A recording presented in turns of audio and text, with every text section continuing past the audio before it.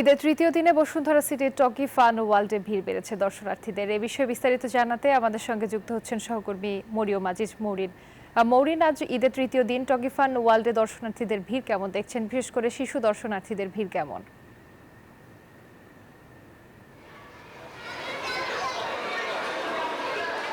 ধন্যবাদ রুবা, আপনাকে ঈদের শুভেচ্ছা। ঈদের তৃতীয় দিনেও কিন্তু টগি ফান ওয়ার্ল্ডে উপচে পড়া ভিড়, বিশেষ করে শিশুদের উচ্ছ্বাস যেন বাঁধ ভেঙেছে এবং তারা খুঁজে পেয়েছে একটি আনন্দ ভুবন।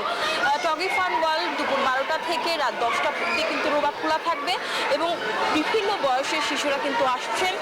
2 মাস থেকে শুরু করে একদম 10-15 বছরের শিশুরাও কিন্তু আসছেন। সেই জায়গা থেকে বড়রাও কিন্তু অনেক উচ্ছ্বসিত, কারণ টগি ফান ওয়ার্ল্ডে বড়দের জন্য রয়েছেও অনেক ধরনের প্যাকেজ এবং ঈদের ছুটিতে রাজধানী বেশি বিনোদন বান্ডেল থাকলে প্রতি সেনমানিতে টাকা বাঁচবে। বিকাশ সেনমানি বান্ডেল কিনে জিতুন প্রতি লেনদেনে। কেন্দ্রবিন্দু হয়ে উঠেছে কিন্তু Bashundhara city Toggi fun world.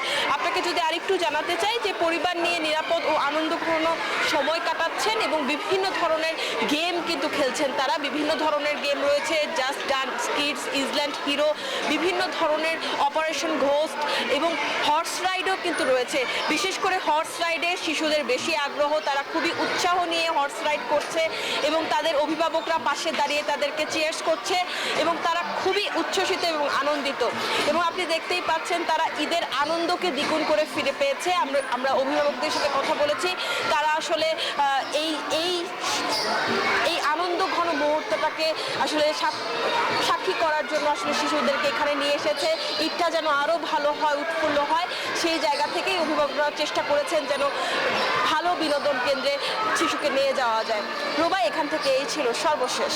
Mourin, আপনাকে ধন্যবাদ।